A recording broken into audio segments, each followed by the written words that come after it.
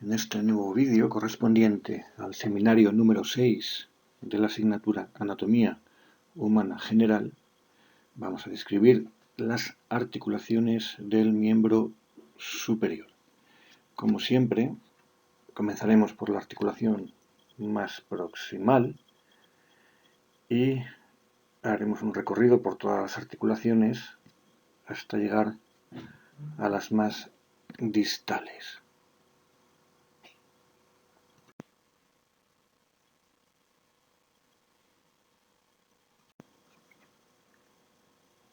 La articulación externo-clavicular es la articulación que se establece entre la carilla articular situada en el extremo external de la clavícula y la escotadura clavicular del externo.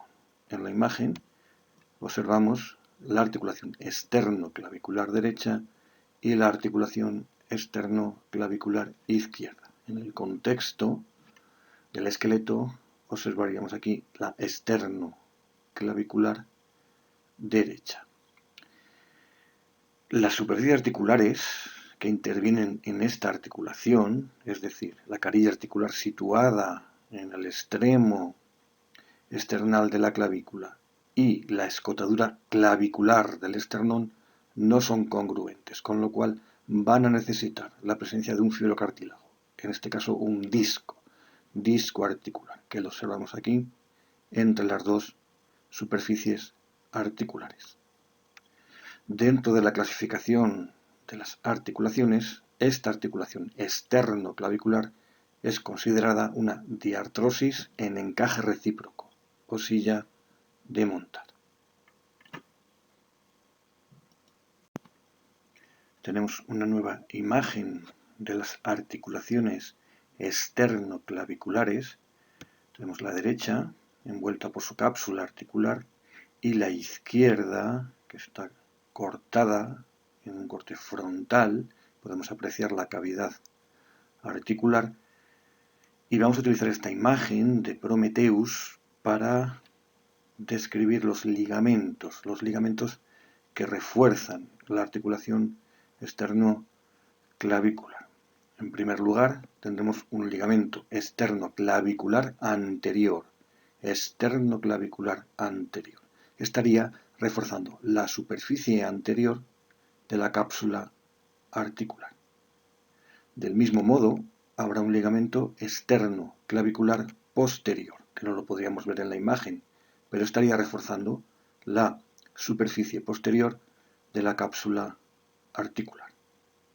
En tercer lugar, tenemos este ligamento, que es el ligamento interclavicular. Este ligamento interclavicular se está extendiendo desde el extremo external de una clavícula hasta el extremo external de la otra clavícula. Es el ligamento interclavicular. Por tanto, este pertenecería a las dos articulaciones, a la externoclavicular derecha y a la externoclavicular izquierda. Como vemos, este ligamento interclavicular está recorriendo la escotadura yugular del esternón. Por último, un cuarto ligamento reforzando estas articulaciones o esta articulación externo-clavicular, que es este ligamento que vemos aquí, que es el ligamento costoclavicular.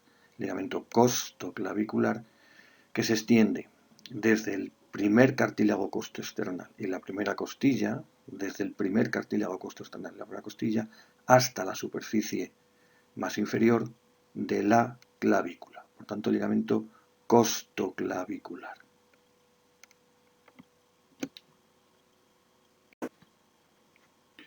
Hablamos ahora de los movimientos que permite la articulación externo-clavicular. En primer lugar, esta articulación externo-clavicular va a permitir movimientos de elevación y descenso de la región del hombro. Observamos aquí cómo permite la elevación de la región del hombro y el descenso de dicha región. Vemos cómo, en este caso, en la elevación y descenso de la región del hombro, el extremo external de la clavícula permanece fijo, mientras que el extremo acromial es el que se eleva o desciende. En segundo lugar, esta articulación externoclavicular permite también movimientos de antepulsión y retropulsión de la región del hombro, es decir, lleva la región del hombro hacia adelante o hacia detrás, antepulsión, retropulsión. En este caso, en la antepulsión y retropulsión de la región del hombro, el extremo external de la clavícula también permanece fijo y el extremo acromial se dirigiría hacia adelante en la antepulsión o hacia detrás en la retropulsión. Por último, también esta articulación externoclavicular va a permitir un movimiento complejo de circunducción de la región del hombro.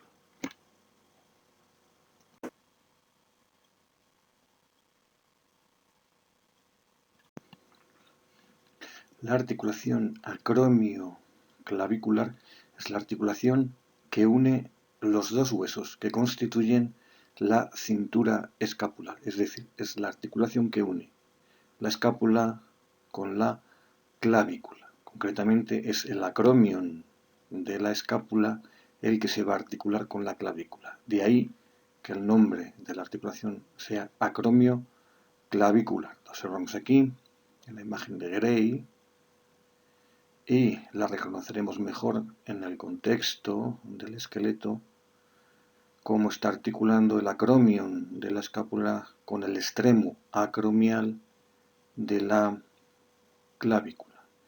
Esta articulación acromioclavicular está clasificada como una articulación del tipo diartrosis artrodia o plana, con lo cual solo va a permitir leves movimientos de deslizamiento entre las dos superficies articulares. Vemos una nueva imagen, en este caso de Prometheus, de la articulación acromioclavicular. Y la vamos a utilizar para describir los ligamentos que la refuerzan. Y en principio, realmente solo hay un ligamento que sea propiamente de esta articulación. Ese único ligamento que realmente pertenece a la articulación acromioclavicular sería este ligamento que vemos aquí, que es el ligamento acromioclavicular, que está reforzando la superficie más superior de la cápsula articular. Por lo tanto, ligamento acromioclavicular, que refuerza la superficie más superior de la cápsula articular. Existen otros ligamentos que están reforzando la unión entre la escápula y la clavícula. Están reforzando la unión de estos dos huesos de la cintura escapular, pero no pertenecerían propiamente a la articulación acromioclavicular. Esos ligamentos son los ligamentos coracoclaviculares. Coracoclaviculares porque se extienden desde la apófisis coracoides de la escápula hasta la clavícula. Los tenemos aquí, los coracoclaviculares desde la apófisis coracoides hasta la clavícula. La articulación es acromioclavicular, con lo cual estos ligamentos, como vemos, son externos a la articulación. No pertenecen realmente a la articulación, pero sí que están reforzando la unión entre escápula y clavícula. Los ligamentos coracoclaviculares, como vemos en la imagen, son dos. El ligamento trapezoide y el ligamento conoide. Trapezoide, que es algo más anterior y lateral, y el ligamento conoide, que es más posterior y medial. Por tanto, ligamentos coracoclaviculares son dos, el ligamento trapezoide y el ligamento conoide. Observamos también algún ligamento más en esta imagen, concretamente dos ligamentos más, que se les conoce clásicamente como ligamentos propios de la escápula. Son los ligamentos propios de la escápula, puesto que van o se extienden desde un punto a otro en la misma escápula, Es decir, por ejemplo, este ligamento de aquí que tenemos aquí es el ligamento córaco-acromial, que se extiende desde el vértice de la apófisis coracoides hasta el acromion, lo vemos perfectamente, el ligamento córaco-acromial. Luego no sale de la escápula, es propio de la escápula. Insisto, córaco-acromial desde el vértice de la apófisis coracoides hasta el acromion. Y otro ligamento más, también propio de la escápula, que sería este de aquí. Es el ligamento transverso de la escápula.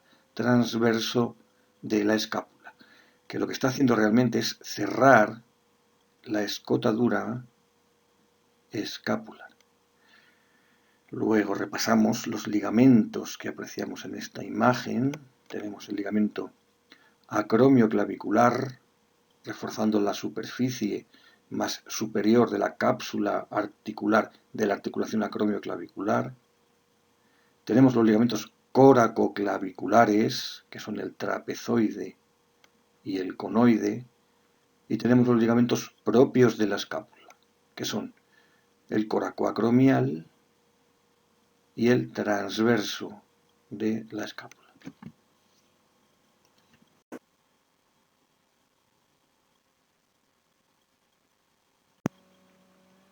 La conocida como articulación del hombro es realmente la articulación glenohumeral, puesto que sus superficies articulares son la cabeza del húmero y la cavidad glenoidea de la escápula. Dichas superficies no son congruentes. Observamos en la imagen de Netter como la cabeza del húmero es mucho más grande que la cavidad glenoidea, con lo cual esta articulación va a presentar un fibrocartílago en forma de rodete o labrum que va a aumentar la superficie de la cavidad glenoidea para así englobar mejor a la cabeza del húmero. Esta articulación se clasifica dentro del tipo de las diartrosis esferoideas.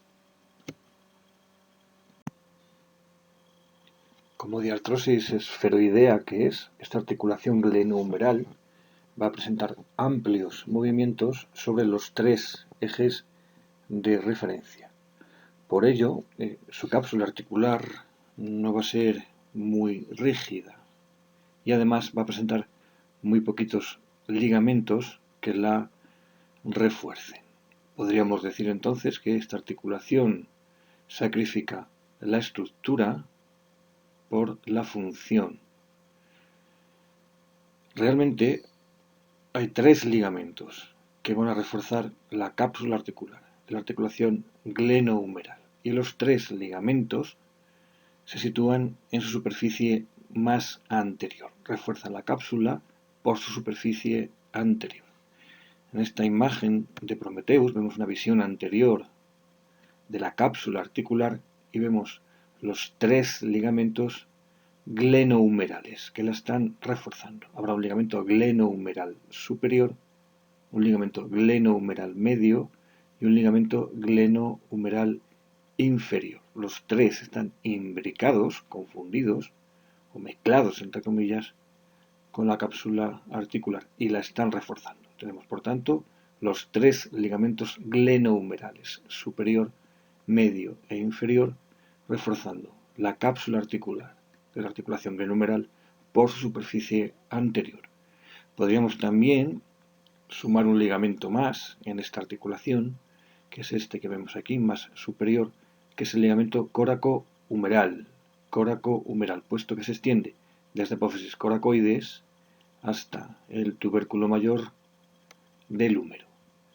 Tenemos una visión posterior de la articulación glenohumeral y de su cápsula articular. Hay que decir que en su superficie posterior no presenta ningún ligamento y su único refuerzo por la parte posterior sería el manguito de los rotadores. Hay que decir, desde el punto de vista clínico, que esta peculiaridad de esta articulación con gran movilidad y sin embargo con muy pocas estructuras que la refuerzan, hace que sea la articulación que sufra en mayor número luxaciones.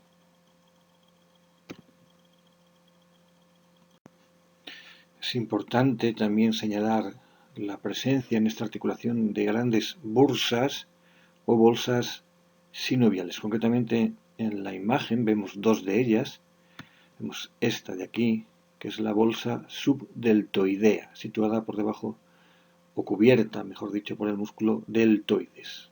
Y tenemos aquí otra bolsa sinovial, que es la subacromial, situada por debajo del acromion y del ligamento coracoacromial. En este caso, en esta imagen de Netter, se han representado las dos bursas, la subdeltoidea y la subacromial, fusionadas. Como decimos, esta articulación glenohumeral es una diartrosis esferoidea, por lo que va a presentar amplios movimientos sobre los tres ejes de referencia. Es una articulación triaxial con 3 grados de libertad. Concretamente, los movimientos que va a permitir son la separación y aproximación del brazo, observamos aquí, como la separación también la podemos llamar, como sabemos, abducción, y la aducción, que sería la aproximación. Por tanto, primer par de movimientos que permite la articulación glenohumeral, la separación y la aproximación del brazo. También permite la flexión y extensión del brazo. En el plano sagital lo vemos mejor aquí. Tendremos la flexión, el brazo se dirige hacia adelante, y la extensión, el brazo se dirige hacia detrás, siempre, como digo, en el plano sagital. Permite también rotaciones del brazo, rotación interna y rotación externa. Como vemos en la imagen, se aprecian mejor estas rotaciones manteniendo el codo flexionado. Rotación interna, por tanto, rotación interna y rotación externa. Y por último, también esta articulación permitiría un movimiento complejo de circunducción.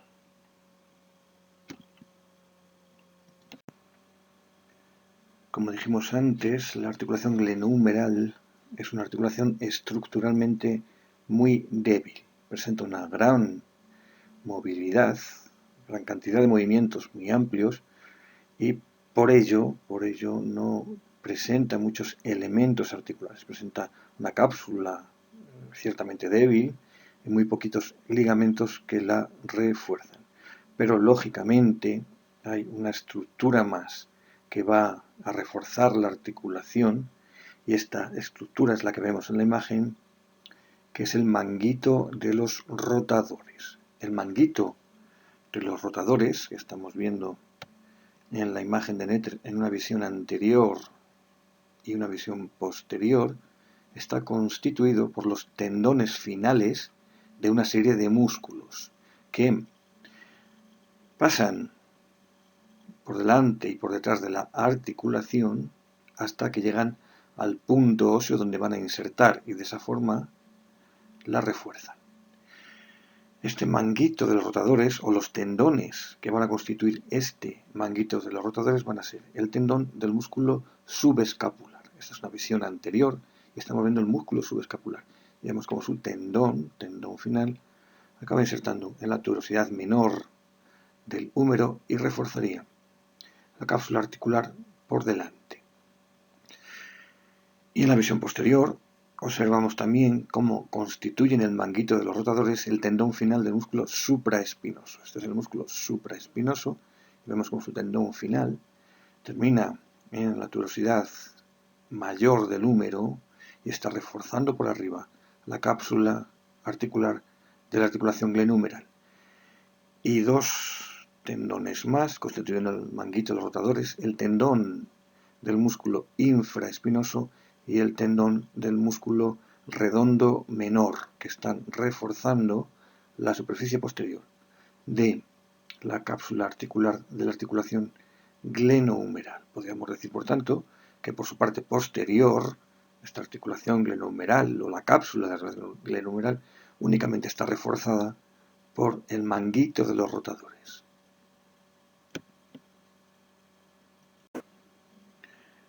Vemos una nueva imagen, una imagen preciosa de Netter en la cual observamos el manguito de los rotadores. Es una visión craneal desde superior. Estamos viendo el hombro, la articulación glenohumeral reforzada por el manguito de los rotadores. Y observamos, como tenemos aquí en la parte más anterior, al músculo subescapular con su tendón reforzando por delante, al músculo supraespinoso con su tendón reforzando por arriba, al músculo infraespinoso y su tendón final, y aquí apreciaríamos el músculo redondo menor con su tendón final. Por tanto, subescapular, supraespinoso, infraespinoso y redondo menor. Esos 4 tendones son los que constituyen el manguito de los rotadores.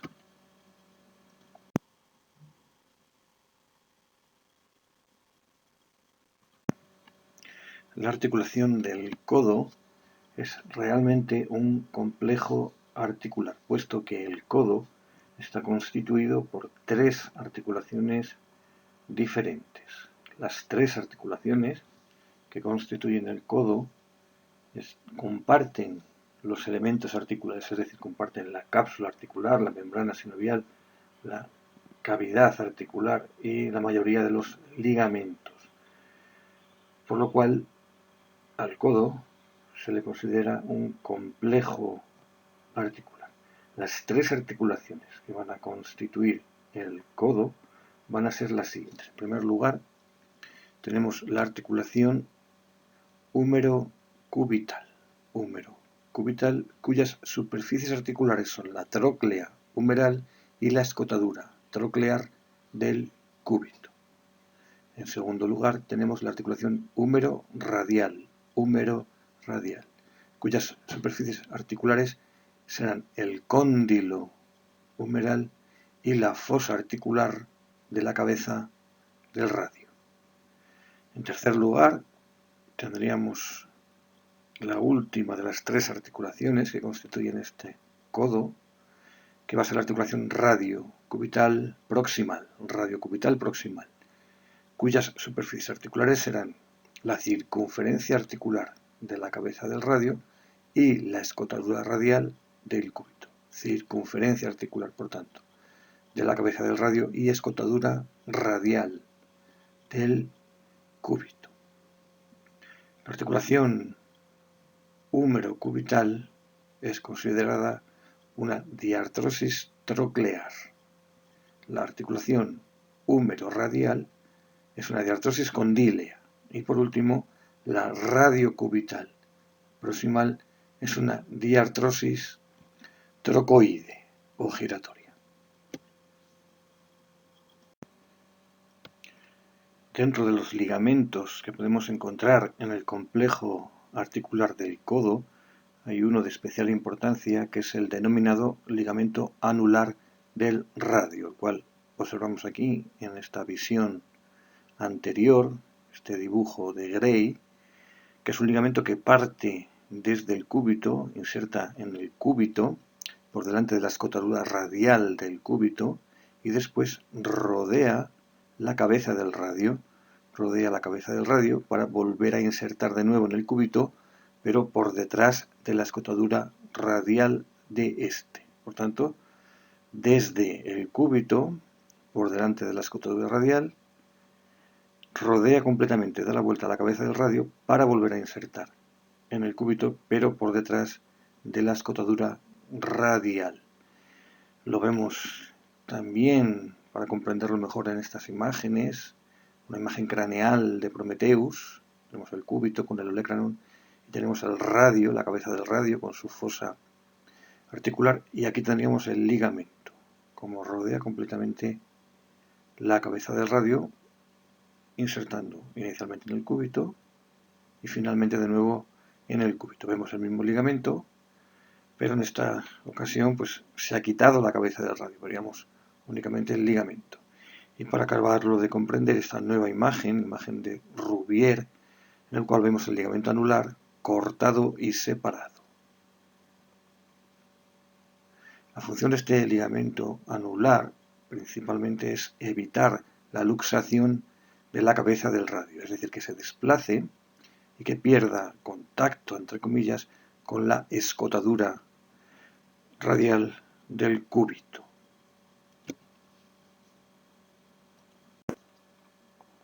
Además del ligamento anular, el complejo articular del codo presenta otra serie de ligamentos que van a reforzar su cápsula articular. Así encontraremos un ligamento anterior del codo. Lo vemos aquí en esta visión anterior de Gray al ligamento anterior, reforzando la cápsula articular por su superficie más anterior.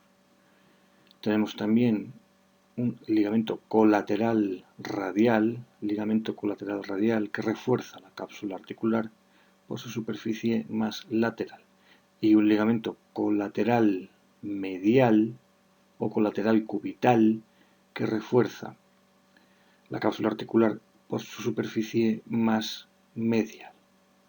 Encontraríamos también otro ligamento que no se observa en la imagen, que es el ligamento posterior de la articulación del codo, que estaría reforzando la cápsula por su superficie posterior.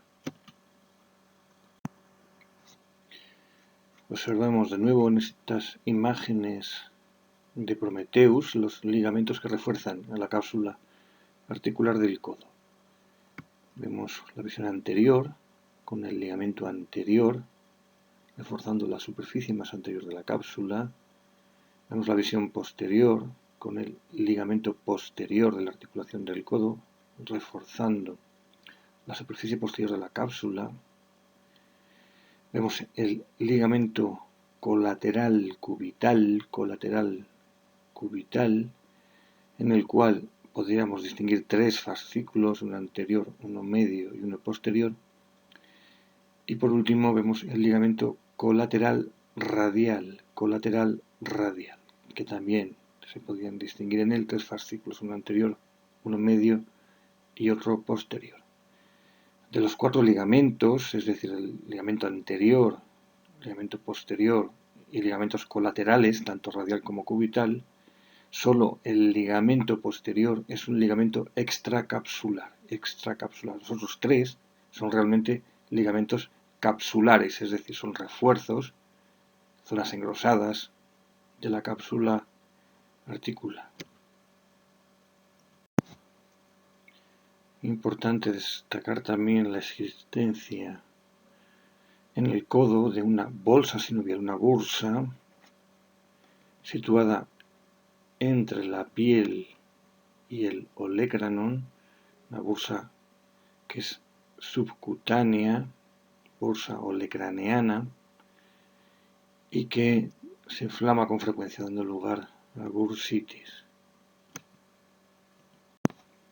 Por último, y para concluir la descripción de la articulación del codo, vamos a hablar de sus movimientos, que básicamente son dos grupos de movimientos los que permite esta articulación. En primer lugar, tenemos la flexión y la extensión del codo. Flexión y extensión del codo. O también podemos denominarlas flexión del antebrazo sobre el brazo y la extensión del antebrazo respecto del brazo. Por tanto, flexión del codo o flexión del antebrazo sobre el brazo y extensión del codo o extensión del antebrazo respecto del brazo.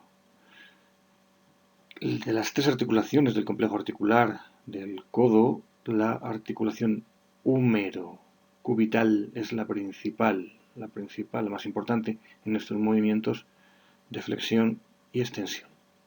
El otro grupo de movimientos que permite la articulación del codo son las rotaciones del antebrazo, es decir, la pronación y la supinación.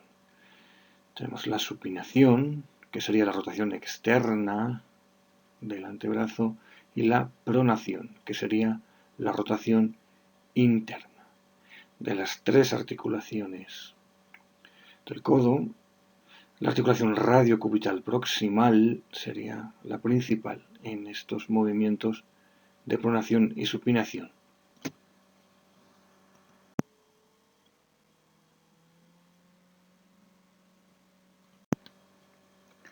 los dos huesos que constituyen el esqueleto del antebrazo, es decir, el hueso lateral en posición anatómica, que es el radio, y el hueso medial en posición anatómica, que es el cúbito, van a quedar unidos por tres articulaciones diferentes. Las observamos aquí en estas imágenes de Rouvier. Vemos radio y cúbito en una visión anterior, articulados, y los vemos de nuevo, pero en una visión posterior. Las tres articulaciones que van a mantener unidos a los dos huesos del esqueleto del antebrazo van a ser la articulación radiocubital proximal, que ya la describimos al hablar del complejo articular del codo, forma parte de ese complejo articular del codo. Observamos aquí el ligamento anular del radio en una visión posterior. La segunda sería la articulación radiocubital distal, que se establece entre las epífisis distales del radio y el cúbito. Y por último, la tercera articulación sería una sindesmosis, es una unión a través de una membrana interósea, que es la sindesmosis radiocubital. Por tanto, radio y cúbito quedan articulados y unidos por la articulación radiocubital proximal, la articulación radiocubital distal y por la sindesmosis radiocubital, establecida por esta membrana interósea. Observamos también un elemento de tejido conjuntivo que mantiene unidos estos dos huesos, que clásicamente se describe como la cuerda oblicua.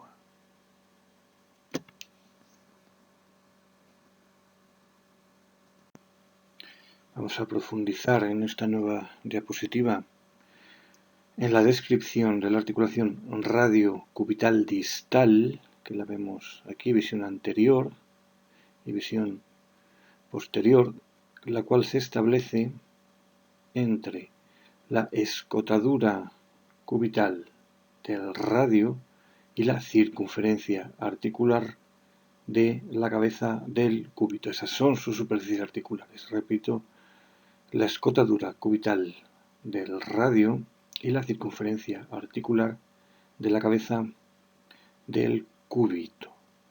Esta articulación radiocubital distal, al igual que lo es la radiocubital proximal, es del tipo diartrosis trocoide, es diartrosis trocoide o giratoria.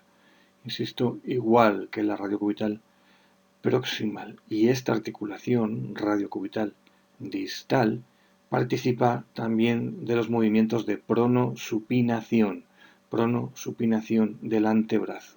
Es decir, estos movimientos de pronosupinación del antebrazo son llevados a cabo de forma conjunta y obligada por las dos articulaciones, la radiocubital proximal y la radiocubital distal. Esta articulación radiocubital distal presenta tres ligamentos que refuerzan su cápsula articular. Tendríamos un primer ligamento, que sería este de aquí, que es el ligamento radiocubital anterior, reforzando la cápsula por su superficie anterior. Del mismo modo, vemos aquí un ligamento radiocubital posterior, que refuerza la cápsula por la superficie posterior. Y por último tendríamos un tercer ligamento de especial importancia, que es el llamado ligamento triangular, también conocido como disco articular. Por tanto, ligamento triangular o disco articular, el cual lo vemos mejor aquí, en esta imagen de Rouvier, un corte frontal o coronal. Observamos radio, cúbito, en sus epífisis distales vemos la articulación radiocubital distal y tenemos aquí este ligamento triangular que juega un papel importante luego en la articulación de la muñeca, pero que pertenece, como digo, a esta radiocubital distal y vemos cómo está situado ese ligamento triangular, como inserta en la apófisis estiloides del cúbito, se fija también en la superficie inferior de la cabeza o de la circunferencia articular del cúbito y llega también a insertar en el radio.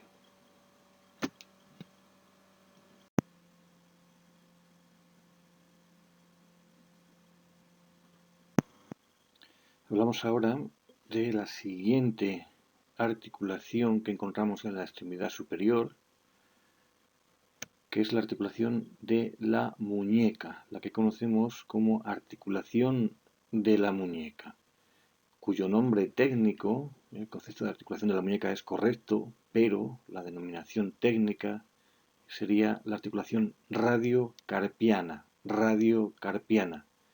porque se establece entre el radio, entre la epífisis distal del radio y algunos de los huesos del carpo. De ahí que sea conocida como articulación radiocarpiana.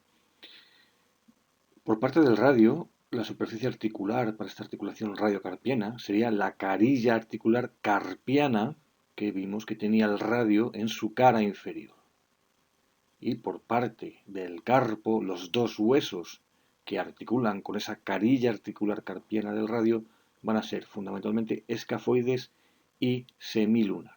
El hueso escafoides y el semilunar. Por tanto, esta articulación radiocarpiana se establece entre el radio, el hueso escafoides y el hueso semilunar. Lo vemos mejor en esta imagen que ya utilizamos antes, de Rouvier, un corte frontal a nivel de muñeca y carpo, y vemos efectivamente cómo la articulación se establece entre la cara inferior del radio y los huesos escafoides y semilunar. Hablamos antes también del llamado ligamento triangular o disco articular, que lo vimos aquí, y dijimos que pertenecía o pertenece realmente a la articulación radiocubital distal. Pero este ligamento triangular, lo vemos aquí, está de alguna manera ampliando la superficie articular.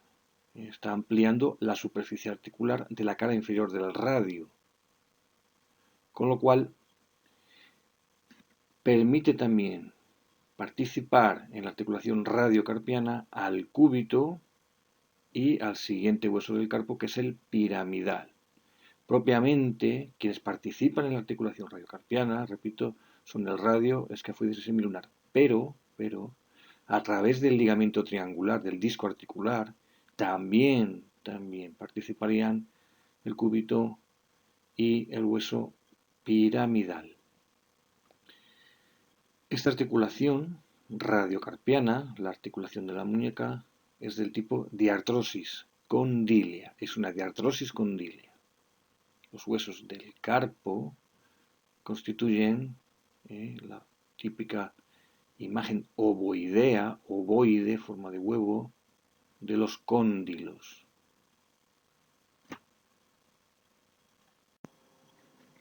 Describimos ahora los ligamentos que van a reforzar esta articulación radiocarpiana, esta articulación de la muñeca, y en principio decir que estos ligamentos son complejos, es complejo su estudio y su descripción, puesto que en general se imbrican entre sí, es decir, se entremezclan entre sí y a veces son difíciles de reconocer, pero podemos señalar un ligamento lateral en esta muñeca, que es el llamado ligamento colateral radial, que lo observamos aquí y lo vemos mejor aquí en la visión posterior. Este ligamento colateral radial se extiende desde la apófisis estiloides del radio hasta el hueso escafoides. Tenemos también un ligamento medial, que sería este, pero lo vemos mucho mejor aquí en la visión dorsal. Sería este de aquí o este de aquí, que es el ligamento colateral cubital, que en este caso se va a extender desde la apófisis estiloides del cúbito hasta el hueso piramidal, Por tanto, ya tenemos dos de estos ligamentos, que son el ligamento colateral radial y colateral cubital. En la zona palmar, en la zona anterior, encontramos también otros dos ligamentos que son palmares, son anteriores. Tenemos este de aquí, que es el ligamento radiocarpiano palmar, y este otro de aquí, que sería el cúbito carpiano palmar. Desde el radio hasta huesos del carpo, el radiocarpiano palmar. y desde el cúbito y hasta los huesos del carpo, el cúbito carpiano palmar. Por último, describimos otro ligamento que en este caso es dorsal, es posterior, que sería este de aquí, que se conoce como radiocarpiano dorsal. Es el ligamento radiocarpiano dorsal. Esta articulación radiocarpiana, que insisto se trata de una diartrosis condílea, va a permitir los siguientes movimientos. Sobre el eje transversal horizontal va a permitir los movimientos de flexión y extensión. Desde la posición anatómica, el movimiento de flexión sería la palma de la mano hacia adelante. Y desde la posición anatómica, el movimiento de extensión consistiría en llevar la palma de la mano hacia detrás. Permite también, en este caso en el eje sagital, las inclinaciones de la muñeca o de la mano, también podríamos decir. Desde la posición anatómica permite una inclinación lateral o radial y también permite una inclinación cubital o medial. Estas inclinaciones también podríamos, o también en ocasiones, algunos biomecánicos, las denominan flexiones. Así tendremos la flexión lateral de la muñeca o radial, la flexión radial, y la flexión medial de la muñeca o flexión cubital. Por último, la articulación de la muñeca, la articulación radiocarpiana, permite también un movimiento complejo de circunducción.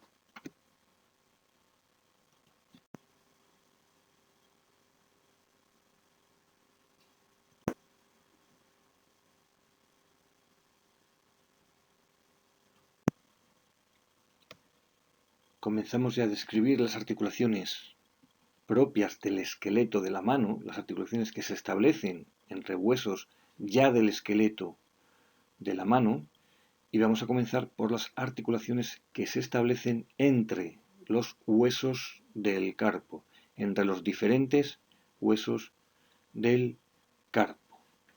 Y en principio tenemos esta imagen de Prometeo, una visión anterior del carpo, de los 8 huesos que forman el carpo, y tenemos esta otra imagen, que es un corte frontal de la muñeca y el carpo de nuevo.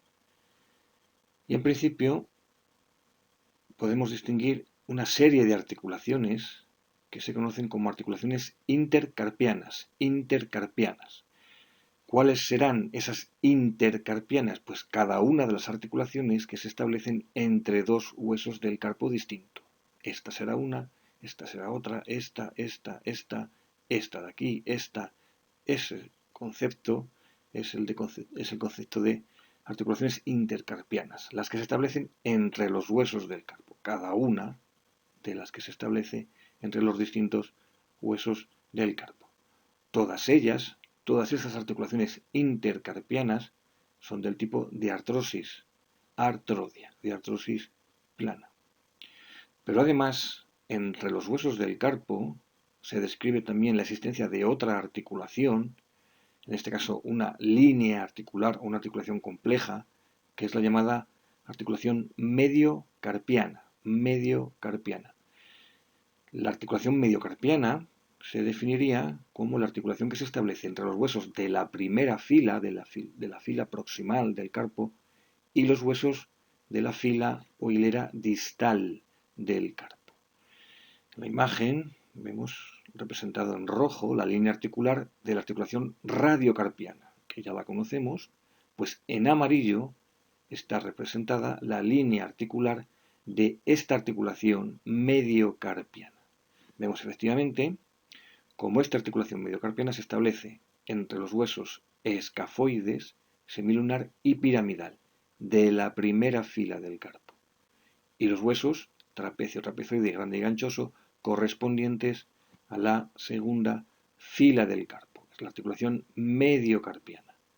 Vemos cómo el hueso pisiforme no participa de ella.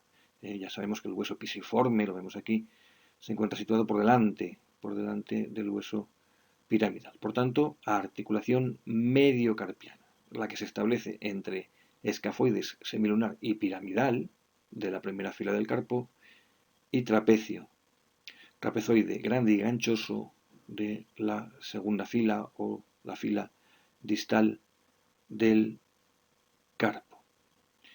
Esta articulación mediocarpiana es considerada una articulación doble condilia. Es una articulación doble condilia, mediartrosis doble condilia.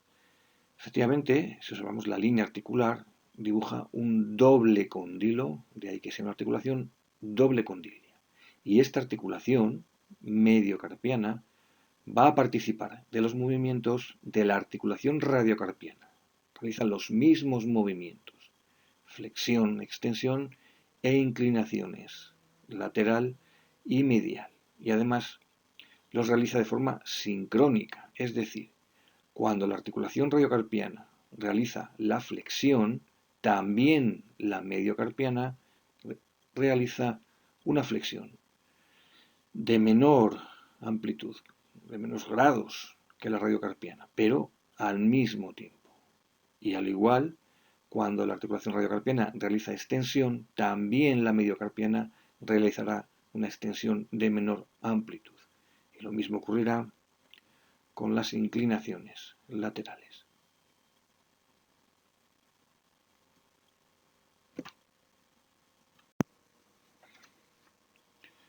Describimos ahora una serie de ligamentos que van a reforzar las articulaciones propias del carpo. Son una serie de ligamentos que se conocerían como intrínsecos del carpo, son propios del carpo y refuerzan, como digo, las articulaciones intercarpianas y la mediocarpiana. Como ya dijimos antes, estos ligamentos en esta región del carpo son difíciles de describir y de identificar porque se entremezclan entre ellos, se imbrican entre ellos.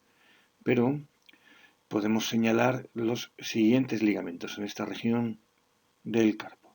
Tendremos un primer ligamento situado lateralmente que se le conoce como ligamento colateral lateral. Sería el ligamento colateral lateral. En principio sería este que vemos aquí, este de aquí, que se extiende desde el hueso escafoides hasta el trapecio. Sería colateral lateral. Del mismo modo, tendríamos un ligamento colateral medial en la parte medial. Colateral medial extendiéndose entre el hueso piramidal y el hueso ganchoso. Por tanto, ligamento colateral medial del carpo. En la palma de la mano, palmar, visión anterior, esta es una visión anterior, encontraríamos otro ligamento que es conocido como ligamento radiado del carpo, aproximadamente pues sería este que vemos aquí. Este ligamento radiado del carpo se origina en el hueso, en el hueso grande, y como su nombre dice, las fibras se extienden de forma radiada a prácticamente el resto de huesos del carpo. Sería el ligamento radiado del carpo, que es un ligamento palmar, es decir, un ligamento anterior, que aproximadamente pues serían estas fibras de aquí, dispuestas de forma radiada. Y por último, dos nuevos ligamentos, en este caso dorsales, los vemos en la visión dorsal, dorsales o posteriores, que refuerzan la superficie posterior del carpo, y que serían este que apreciamos aquí, que es conocido como ligamento pirámido trapecio trapezoideo, porque prácticamente o aproximadamente se extiende el hueso piramidal trapecio trapezoide. Y además tendríamos otro ligamento llamado escafopiramidal, que podría ser este, escafopiramidal entre escafoides y piramidal y por sus superficies dorsales. Por lo tanto, ligamentos intrínsecos al carpo, propios del carpo. Tenemos el ligamento colateral lateral, colateral medial, ligamento radiado del carpo, el pirámido trapecio trapezoideo, y el ligamento escafo-piramidal.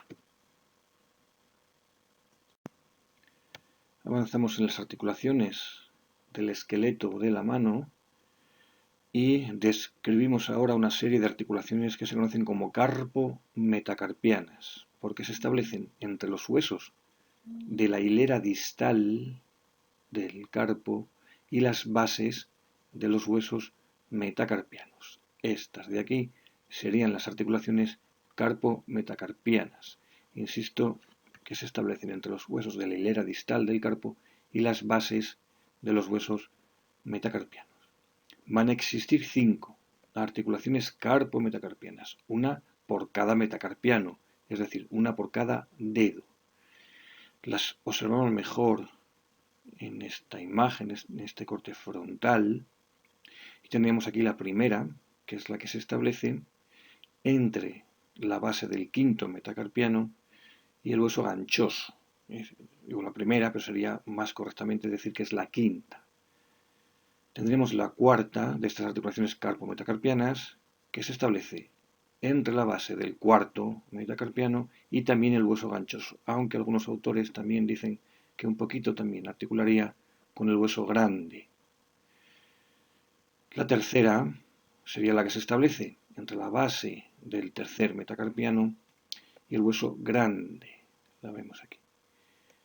Tendríamos una segunda que se establece entre la base del segundo metacarpiano y los huesos trapecio, trapezoide y grande. Vemos aquí como esta es más compleja. Se establece entre la base del segundo metacarpiano y los huesos trapecio, trapezoide y grande. Y por último, tendremos la primera de todas, la primera de estas articulaciones carpo-metacarpianas, que se establece entre el hueso trapecio y la base del primer metacarpiano. De estas 5 articulaciones, las 4 últimas, es decir, la segunda, tercera, cuarta y quintas, van a ser del tipo diartrosis artrodia. Son diartrosis artrodias o planas y solo permiten leves deslizamientos entre las superficies articulares. Sin embargo, la primera carpo-metacarpiana es muy especial. Si observamos bien, y se ve muy bien en la imagen de Prometheus, las superficies articulares correspondientes a esta articulación carpo-metacarpiana primera tienen forma de silla de montar. Con lo cual, esta articulación carpo-metacarpiana primera o primera carpo-metacarpiana es del tipo de artrosis en encaje recíproco o silla de montar. Es conocida también esta articulación carpo-metacarpiana primera como articulación trapecio-metacarpiana. Es la articulación trapecio-metacarpiana porque se establece entre el hueso trapecio y la base del primer metacarpiano. E insisto, se trata de una diartrosis en encaje recíproco o silla de montar. Profundizamos un poco en la articulación trapecio-metacarpiana, la volvemos a ver aquí, que como decimos es la primera articulación carpo-metacarpiana y es una articulación del tipo de artrosis en encaje recíproco o silla de montar. Esta articulación es muy importante funcionalmente desde el punto de vista de las teorías evolutivas. Se dice que es la articulación que ha permitido al humano utilizar herramientas de forma precisa y por tanto evolucionar más que otras especies.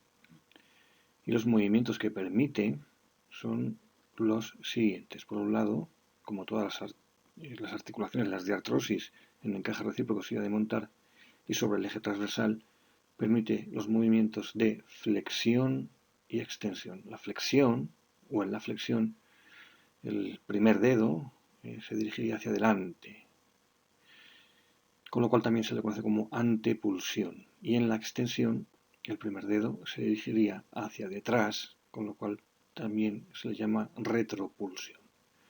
Además, sobre el eje sagital permite también una aproximación o aducción del pulgar a la línea media de la mano y una separación o abducción del pulgar respecto de la línea media de la mano. Permitiría también una circunducción, como todas las articulaciones de 2 grados de libertad, y además va a permitir el conocido movimiento de oposición que realmente es una flexión del primer dedo, acompañada de cierta aproximación, el cual permite oponer este primer dedo respecto al quinto dedo. Opone el primer dedo respecto al quinto dedo. Es la oposición.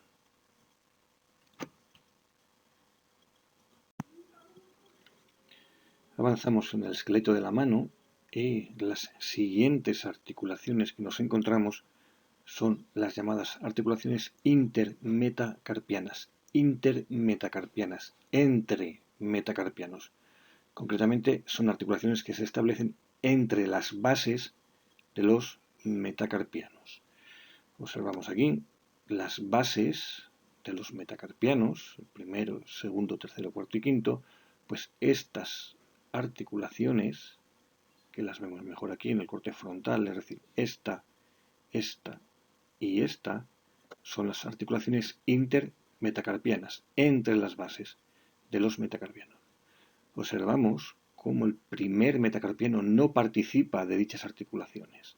El primer metacarpiano no establece esas articulaciones o esa articulación intermetacarpiana, con lo cual solo tenemos 3 articulaciones intermetacarpianas, 1, 2 y 3, 1, 2 y 3, que serían las que se establecen entre el segundo y tercer metacarpianos, entre el tercer y cuarto metacarpianos, entre el cuarto y quinto metacarpianos.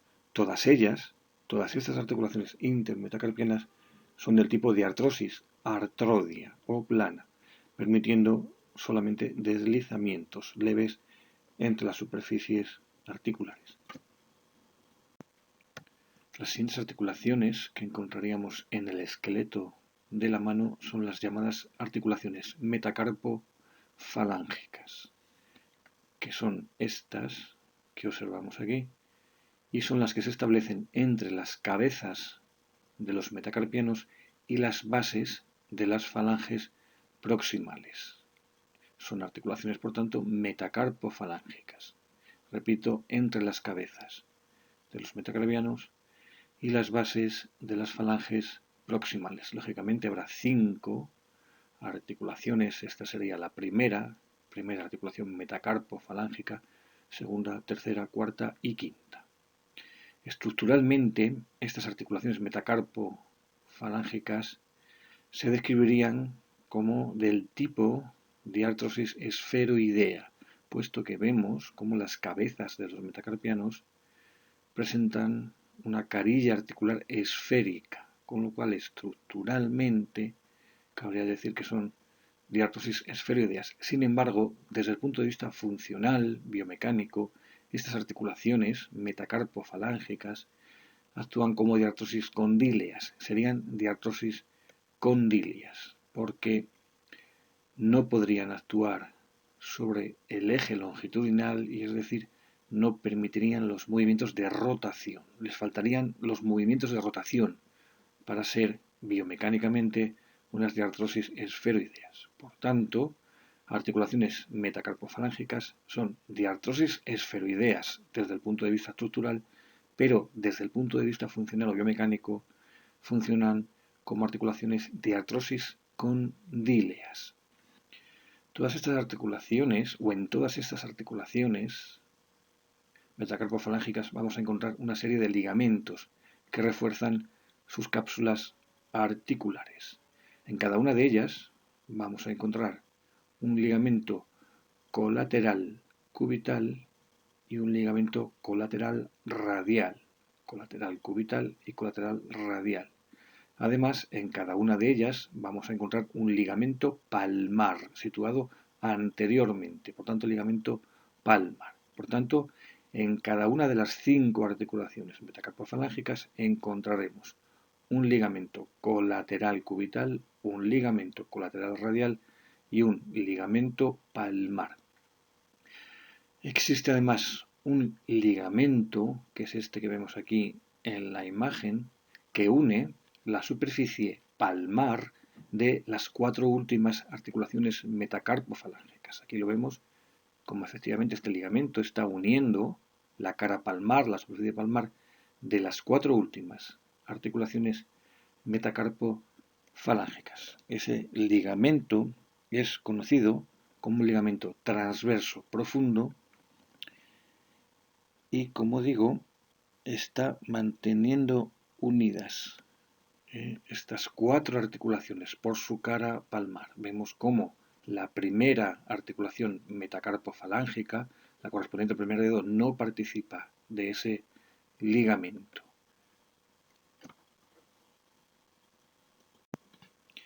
Observamos aquí los movimientos de las articulaciones metacarpofalángicas, que, como digo, se trata desde el punto de vista biomecánico de articulaciones del tipo diartrosis condíleas, y vemos cómo permiten la separación y aproximación de los dedos. Vemos cómo permiten separar los dedos de la línea media y aproximarlos a la línea media. Por tanto, separación o abducción y aproximación o aducción de los dedos. Permiten además también la flexión y extensión de los dedos. Como todas las articulaciones de artrosis condíleas, también permitirían un movimiento de circunducción y, como decíamos antes, estas articulaciones no permiten rotaciones de los dedos. Por eso no son, desde el punto de vista funcional, de artrosis esferoideas. Les faltan las rotaciones de los dedos. Por último, para concluir este tema dedicado a las articulaciones de la extremidad superior, vamos a describir las últimas articulaciones del esqueleto de la mano, las más distales, que son las llamadas articulaciones interfalángicas, puesto que se establecen entre las falanges de los dedos. Existen un total de 9 articulaciones interfalángicas, puesto que en cada dedo encontramos 2 articulaciones interfalángicas, excepto en el primer dedo, en el que solo encontramos una articulación interfalángica, puesto que solo tiene una falange proximal y una falange distal. La denominación de estas articulaciones interfalángicas pues sería la siguiente. Tendríamos en cada uno de los 4 últimos dedos una articulación interfalángica proximal y una articulación interfalángica distal. Sin embargo, en el primer dedo tendríamos una articulación interfalángica. Sería la articulación interfalángica del primer dedo. Todas ellas, las 9 articulaciones interfalángicas, son del tipo diartrosis troclear. Son diartrosis trocleares.